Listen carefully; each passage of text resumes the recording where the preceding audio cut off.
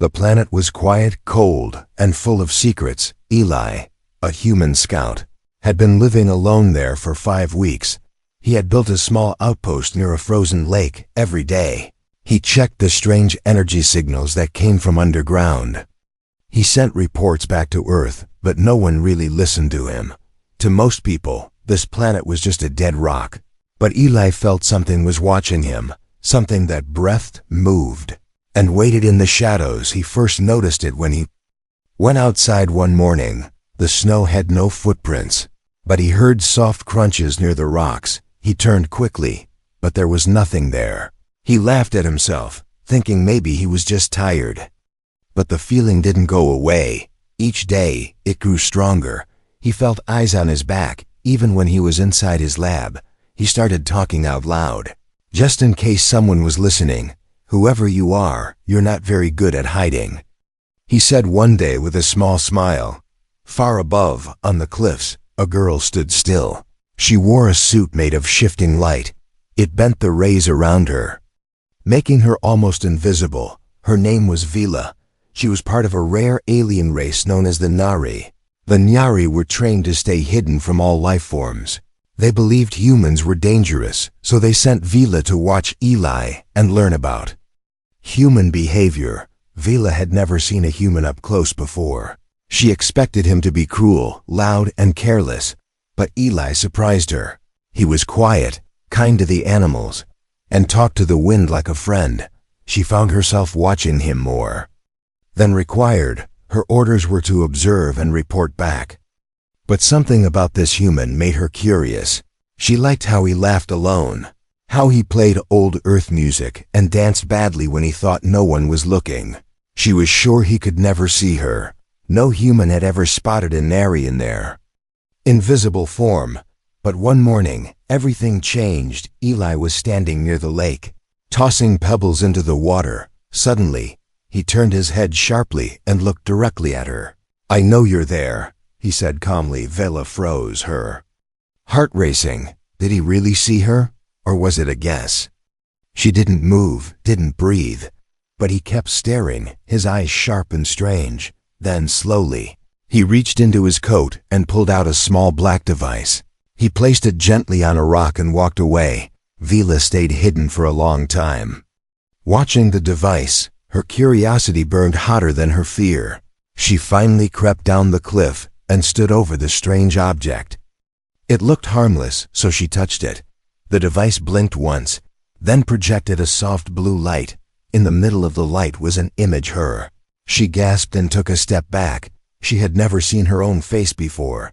The light bent around her in such a way that the invisibility vanished for just a moment. She looked like a ghost made of stars. Her long silver hair floated around her like mist. Then she heard his voice again, behind her. "You're not the first invisible one I've met," he said. She turned sharply, fear in her eyes. He stood calmly, hands behind his back. "How?" she asked without thinking, breaking a rule. She wasn't supposed to speak. He smiled. "Let's just say, your tricks don't work on me." Vila didn't know what to do, run, attack, or disappear. But before she could decide, he placed something else on the ground. A folded note. He turned and walked back to his lab, whistling. Vila slowly opened the note. Inside, it said just 4 words: "We need to talk." Her fingers shook. No one had ever seen her. No one had ever spoken to her. Now a human had done both and left her a message. She didn't know if it was a trap, a trick, or something else. But deep inside her, something whispered that this human was different, and that scared her more than anything. Vila didn't return to her ship that night. She stayed hidden among the rocks, watching the strange human from a distance. Her mind was full of questions. No one had ever seen her before. Not even the best sensors could detect an Nari stealth. But this human, Eli, looked at her like she was wearing a bright red coat. He wasn't afraid. He wasn't angry. He just knew she was there. She looked again at the small note in her hand. "We need to talk," it said. 4 simple words, but they carried weight. Why would a human want to talk to her? Was it a trick? Was he stalling while setting a trap? Her training told her to report him and disappear, but her curiosity whispered something else. Eli moved through his camp like he was used to being watched. Every movement he made seemed slow, careful, as if he was waiting for her to appear again. He cooked food over a low fire and placed an extra bowl on the ground, far from him. She stared at it from the cliff. Unsure, she hadn't eaten in 2 days. Nyari food was grown on her ship, but she had stayed too long. Her stomach growled, betraying her silence. As the sun sank behind the frozen hills, she finally moved. Her steps were soundless, her form almost invisible again. She approached the bowl, crouched low, and sniffed it carefully. Warm broth, herbs, and something unfamiliar but not poisoned. She picked it up, drank fast, and set it down. When she looked up, Eli was sitting by the fire, smiling gently. He didn't speak, didn't move closer. He just looked into the flames like he was alone. But Vela knew he wasn't. She was there, and he knew it. Her heart beat fast as she stepped back into the shadows. She couldn't stop thinking about him. She had seen his eyes. There was something strange in them, a faint glow like cracked crystal under light. They weren't fully human. She remembered stories told by elders of humans who played with Forbidden's tech. Maybe he was one of them. Maybe that's how he saw her, back in her ship. She finally sent a short message to her command. Human target shows awareness of Nyari stealth, possible genetic alteration. The reply came back quickly. Eliminate before contact is made public. Vela's blood turned cold. Her mission had just changed. She was no longer a watcher. She was an executioner now. She sat in silence, the cold of the ship pressing against her skin. Eli had shown her kindness, and now she had to kill him. It felt wrong, but orders were orders. Nary don't hesitate, they act. She took out her energy blade, a silent weapon made of folded light. One touch could stop a heart. She wrapped herself in her stealth suit again and stepped into the night.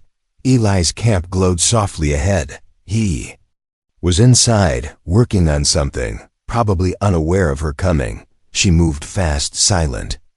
Like mist in the wind, she passed the trees, the rocks, the snow unseen. She reached his cabin and placed a hand on the door, then stopped. Inside, Eli stood at the window, facing her directly. He wasn't shocked. He wasn't scared. He looked calm, like he expected her. You don't have to do this, he said softly. Vela's hand shook, her weapon still off. She had no idea how he saw her through a solid wall. Who are you? She asked, voice low and cold. He turned and walked to the table, placing something on it. A small silver cube, humming gently. My name is Eli, he said, and I know what you are. She stepped inside slowly, keeping her blade ready. You've seen a Nyari before, she said. Eli nodded, pain flickering in his eyes. Yes, he whispered. But she didn't try to kill me. Vela paused, her hand tightening around her blade. Then you know what I have to do. She said, I do, Eli replied, but you won't. The room fell into silence. Outside, the wind howled like a ghost. Inside, two enemies stood inches apart, with no fight between them. Eli pushed the cube toward her. You'll want to see this before you decide, he said. The cube glowed brighter and projected a recording. A Nyari girl appeared, laughing, dancing with Eli under another sky. Vela's eyes widened. She was like me, she whispered. She was more than that, Eli said, voice soft. She saved my life and died for it. Vela stared at the image, her hand lowering slowly. For the first time in her life, she didn't know what to do, and that feeling scared her more than anything else ever had. Vela sat alone on the frozen hilltop, her eyes fixed on the cube Eli had given her. The recording kept playing, again and again. It showed a girl like her, moving freely, laughing beside a human. The image was peaceful. Too peaceful, it didn't match the stories she had grown up with. Stories of humans who destroyed everything they touched. Stories of burning forests, stolen planets, and shattered promises. But in this video, the Nyari girl smiled like she was safe, like she was home. Vela's orders echoed in her head. Eliminate the target before contact is exposed. It was clear now Eli had already made contact with one of her kind, and that girl had paid with her life. Vila had questions no one ever dared to ask. Why did her people kill their own who broke the rules? Why was talking to a human such a crime? Was silence more important than truth? She stood, brushing snow off her suit. Her hand reached for the energy blade at her side. It felt heavier than before, like it knew she was hesitating. She walked back toward the human outpost, her footsteps light but slow. Inside the cabin, Eli worked quietly. As if nothing had changed, he looked up as she entered, eyes calm. "You didn't kill me," he said. "Not yet," Vila answered without emotion. "But your people still might." Eli nodded and pushed a mug of warm liquid toward her. "I'm not here to fight you," he said. "I'm here to understand." Vila stared at the cup, then slowly sat down. "You shouldn't be able to see me," she said. "No one ever has." Eli tapped the side of his head gently. "My eyes were replaced 5 years ago. Experimental tech from Earth. They can see beyond normal light heat, sound trails, distortion." She narrowed her eyes, unsure if he was telling the truth. "I didn't ask for these," he added. "It was a punishment." Vela blinked, confused. "Punishment for what?" she asked. Eli looked away, voice low. "For trusting your kind." The silence between them stretched long and sharp. Vala didn't speak, didn't move. Then she whispered, "They said humans lie, destroy and take." Eli gave a small, tired laugh. "And what did they say about Nyari?" "That we vanish, spy, and never forgive," she replied. He looked at her seriously now. "Then maybe we're both wrong." The wind howled against the walls of the cabin like it wanted to get in. Vila felt the warmth from the cup, though. She hadn't touched it. Something inside her was shifting. The rules no longer felt solid, and neither did her mission. Far above the planet, in the cold orbit, a red light blinked on her ship's console. A signal from her command brief, cold and final. Target not eliminated. Trust compromised. Prepare for purge. A kill signal pulsed silently through the ship's systems. It was locked to Vela's suit, ready to burn through her nervous system in seconds. She felt the pain before she saw the warning. Her body jerked, knees buckling as her vision blurred. Eli jumped up and caught her before she hit the ground. "What's happening?" he asked, holding her steady. "My suit. They triggered the purge," she gasped. "They think I failed them." Without wasting a second, Eli dragged her to the back of the cabin. He opened a hidden panel in the floor, revealing a glowing core. "This was meant to protect me from their scans," he said. "But maybe it can save you too." He pressed her wrist against the core. Bypassing the energy lock, the suit sparked, hissed, then fell silent. Vala lay still, chest rising slowly, her face pale but alive. She opened her eyes, weak but awake. "You saved me," she said softly. "You didn't kill me either," he replied with a half smile. Vila looked at her damaged suit, then at him. "If they sent the signal, that means they're coming." Eli nodded. "Then we'd better be ready." The cabin felt smaller now, not because of fear, but because their world had just become very, very real. Vila wasn't just a shadow anymore, and Eli wasn't just a human. They were two broken pieces from different worlds, but somehow they had started to fit together. And far away, in the black void of space, something cold and deadly was on its way, coming fast and coming for both of them. Asterisk, the sun had not risen, but the air had already changed. It was colder now, heavier, as if the sky itself was warning them. Eli stood outside the cabin, staring. At the horizon, he could feel something coming. Not just weather, not just danger, but something worse. Behind him, Vila sat on a metal bench, her body weak, her mind racing. She had failed her mission, and now her own people wanted her dead. The purge signal hadn't killed her thanks to Eli's tech. But they wouldn't stop there. They never did. Neri didn't accept failure. They erased it. Ale walked back inside and tossed her a thermal blanket. "You're lucky your bones didn't melt," he said quietly. Vila nodded, still breathing. Slowly, I didn't expect mercy from a human, she whispered. Eli smiled, tired and hollow. Then you've been reading the wrong books. Outside, a faint vibration passed through the ground. Both of them froze. Then came the sound, low and sharp, like a cutting wind. A ship, silent and fast, was descending nearby. Vela stood, struggling to keep her balance. They're here, she said. Not a large group, just a cleanup squad. Eli opened a hidden panel in the wall and pulled out a pulse rifle. I'm not letting them take you, he said. Vela stared at the weapon. Then at him. You'd fight your own death squad for me. Eli looked her in the eyes. I've already buried someone like you, he said. I'm not doing it again. She reached for her energy blade, but it was fried, burnt from the purge. Her hands trembled slightly. I'm not a warrior anymore, she said. You never were, Eli replied. But maybe now you should be. They moved quickly, placing traps around the cabin, smoke bombs, signal jammers, decoys. The sky turned red with the fire of the landing craft. Vila recognized the shape. It was sleek, black and deadly. Inside would be 3 or 4 Nayari assassins, trained to kill silently, her own kind, raised in the same cold schools she once walked through, now sent to erase her. The ship didn't land near the cabin. It landed in the forest to the north, hidden by trees and silence.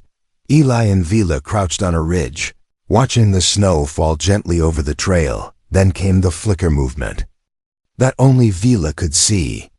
The shimmer of cloaked forms slicing through the woods. They're not coming to talk, Eli whispered. No, Vila answered. They're coming to finish what the signal couldn't. Eli aimed his rifle at the nearest shadow, but before he could fire, Vila pushed the barrel down. They'll hear it, she warned. She looked around, eyes scanning the terrain. The mountain caves, if we reach them, we can force them into a narrow path. Eli didn't argue. They ran, fast and quiet. Over ice and frozen leaves, snowflakes danced around them like ashes from a dead fire. Behind them, the assassins followed, always close, never seen. Vila led the way, even though her legs still ached from the purge. Eli trusted her now, completely, and she trusted him. Something she never thought possible. By the time they reached the mouth of the cave, the sky had turned dark. Vila set a small orb on the ground. It hummed softly and projected a decoy trail heading west. The assassins would follow it for a while, but not forever. Inside the cave, the air was warmer but tighter. The walls closed in, and every sound echoed like thunder. They sat near a small pool of still water, breathing hard. I was supposed to be invisible, Vila said suddenly, but now everything sees me. Eli looked at her and gave a small nod. Good, he said, because now you get to decide who you really are. She looked into the water and saw her reflection, not the perfect ghost her people had trained, but a tired girl, no longer hiding. A crack echoed deeper in the cave, then footsteps. They had been found. Ayla raised his weapon. Vela stood tall beside him. No more tricks, no more lies. If they were going to die, they would die together. Not as hunter and target, but as something else, something new. And in the darkness ahead, blades of silent light began to glow. The first blade struck the wall beside Eli's head. It hissed as it melted a crack into the stone. He didn't flinch. Vela grabbed his arm and pulled him deeper into the cave as more light blades sliced through the air. The assassins were close. Now silent as shadows, deadly as storms. They didn't speak, didn't hesitate. To them, Vela was no longer one of their own. She was a mistake that needed to be erased. Eli fired a short burst from his rifle, hitting nothing but fog. There. Using echo cloaks, Vela whispered. They distort sound in heat. How do we beat that? He asked. We stop thinking like humans, she said, her eyes narrowing. Vela reached into her suit and pulled out a shattered shard from her old blade. It no longer pulsed, but it still had its edge. She smeared the surface with dust from the cave wall and tossed it to the left. An assassin lunged for it, revealed by movement. Eli fired again, this time hitting something. A muffled cry echoed, then silence returned. They ran again, twisting through narrow tunnels. The cave was like a maze, alive with echoes and breath. The deeper they went, the tighter the air became. Vila's steps grew slower, but she kept moving. She had spent her whole life avoiding the world, hiding behind rules and silence. Now she was running toward danger with a human she was once ordered to kill. Behind them, the assassins moved like hungry ghosts. Vila turned suddenly and stopped. "This is where we fight," she said. Eli looked around, unsure. The space was small, barely wide enough to raise a rifle. "They'll come in one at a time here," she explained. "That's our only chance." He nodded, placing his back to the wall. "You ready?" he asked. "No," she said, "but I don't have a choice." The first assassin entered, barely visible, more like smoke than flesh. Vila stepped in fast, using only her instincts. The broken shard sliced through the air and caught the enemy across the chest. A silent fall, no scream, just the thud of a body hitting stone. The second came then quicker, firing a silent pulse from his wrist. Eli ducked, returned fire, and the walls glowed red from the blast. The cave shook slightly, dust falling from above. Two down, but more were coming. Vila grabbed Eli and pointed to a crack in the cave wall. A tunnel, small and hidden. They crawled through it, breathing fast, hearts beating like drums. On the other side was a frozen chamber, untouched by any heat or light. They stopped and listened. For the first time in hours, there was nothing. Only the sound of melting ice dripping slowly into a pool. Vila sat down, exhausted. Eli sat beside her, lowering his weapon. They didn't speak for a while. They didn't need to. Vila leaned her head against the wall and closed her eyes. "I've never killed before," she said quietly. "I could tell," Eli replied. "You hesitated." She nodded slowly. "I didn't want to be this." He looked at her, his voice soft. "What do you want to be then?" She didn't answer right away. The silence stretched, heavy and honest. Finally, she opened her eyes and looked at him. "I want to be seen," she said. "Not feared, not erased, just seen." Eli reached into his pack and pulled out a small metal disc. "This has an emergency beacon," he said. "If we activate it, Earth will come. But if we do, your people might come too." Vila stared at the disc, her face unreadable. "If they come, they'll destroy everything," she whispered. "They won't stop with me." Eli looked at her seriously. "Then we warn Earth first," he said. "We tell the truth." "All of it," Vila laughed bitterly. "My people kill." "Truth," she said. "But maybe yours don't." Outside the cave, far beyond the mountains, something heavy fell from the sky. A second ship had landed, larger, louder, and full of answers they didn't want. Vila stood slowly, her face calm now. "Then let's go," she said. "Before the whole world turns invisible." The frozen chamber was quiet, except for the slow drip of melting ice. Eli and Vila stood side by side, watching the dark tunnel where their enemies might come. The emergency beacon in Eli's hand was small, but heavy with meaning. Activating it meant calling for Earth's help, but it also meant revealing their location to everyone, friend or foe. Vila looked at Eli, her eyes steady. "We have to decide now," he said softly. Her mind raced, torn between fear and hope. Could she trust humans to protect her? Could she trust herself to choose the right path? Suddenly, the cave's mouth glowed with harsh light. The second ship had landed closer than they expected. Heavy footsteps echoed, sharp and many. Nyari warriors poured into the chamber, their cloaks shimmering, weapons ready. They surrounded Eli and Vila like a storm about to break. Vila stepped forward, raising her hands. "I am no traitor," she said, voice clear and firm. Her mother's face flashed in her mind, cold, unforgiving. But Vila was no longer a child obeying orders blindly. She was a girl who had seen more than shadows. She was someone who had chosen a new path. The leader of the warriors, a tall female with silver eyes like Vala's, spoke with cold authority. "You have broken our code," she said. "You betrayed your people." Vila met her gaze without fear. "I chose life over death," she answered. "The truth over silence." Eli stood behind her, rifle ready but lowered. The warriors hesitated, sensing something new between the two. The tension was thick, like ice about to crack. Suddenly, the emergency beacon beeped softly in Eli's hand. A signal sent, a call for help from beyond the stars. "Rescue was coming," the leader growled.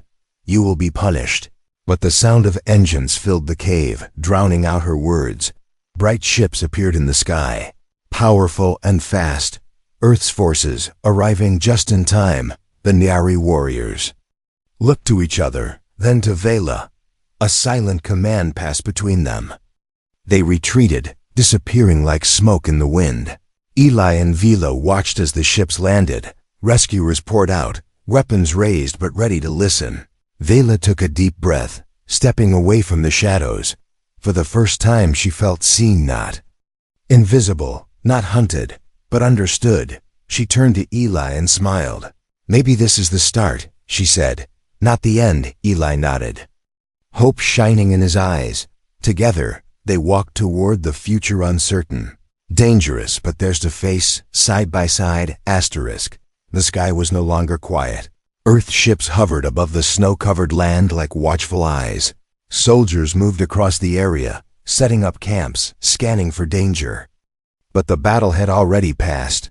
The Nyari had vanished, leaving no trace behind. Only two people remained where everything had started, Eli and Vila. She stood with a silver coat wrapped around her, given by a human medic. Her eyes watched everything, cautious but calm. She had never seen so many humans in one place, and none of them looked afraid of her. Some nodded, some smiled, some stared, but no one raised a weapon. Not after they heard her speak. Eli walked beside her, bruised and tired, but smiling. He had told the truth to Earth Command. He told them what Vila had done, how she had fought her own kind to save a stranger, how she had risked death to break. The silence, many didn't believe it at first. But once Vila showed them her memories through a neural link, the room went quiet. The truth was clearer than words. She showed them her first days watching Eli, her confusion, her fear, her orders, and then her change. Vila didn't ask for protection. She didn't ask for praise. She just said, "I'm tired of being invisible," and that was enough now. A decision had to be made. Would Earth accept her? Would they give her a home? Would they make peace with the Nyari or prepare for war? A tall woman in a dark uniform stepped forward.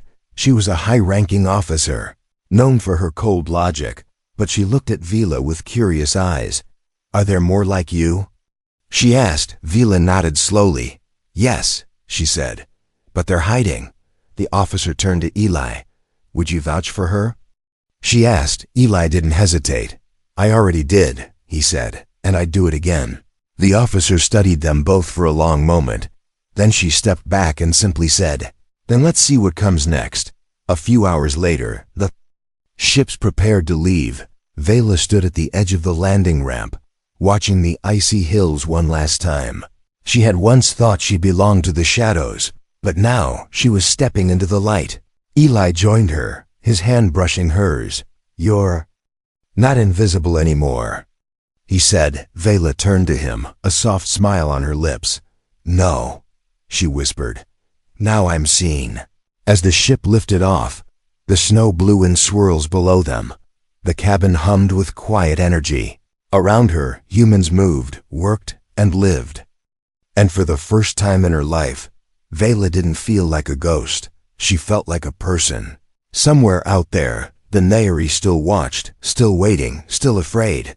But one of them had changed the story. One of them had chosen a different path. And that choice echoed louder than any blade.